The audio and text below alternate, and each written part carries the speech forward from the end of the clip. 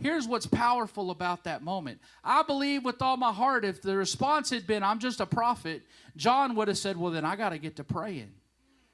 Because at some point, my mission is not done because I'm supposed to be the one that's preparing the way for the Lord. But yet, when John found out, because the disciples went back and they did tell John, they said, go and tell John what you've seen and what you've heard, that the sick are being made well, that the dead are being raised to life, that the poor are having the gospel preached to them. It was at that moment that John was able to say, I must decrease so that he might increase. And if the Lord takes my life right here, I've done all that he has purposed me to do.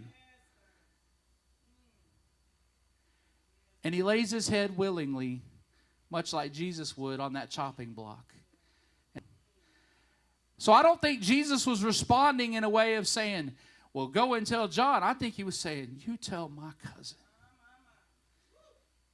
You tell him that he, in fact, and this is why I can make this assumption, because he says, there's not anybody that is living that is greater than John.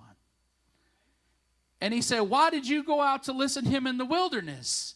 He said, kings live in their palaces with their soft clothes, but he decided to go be in the wilderness with his rough clothes because he knew he had a job. He knew he had a mission. He knew he had something greater than himself to step out for. And so he says, you go and you tell John.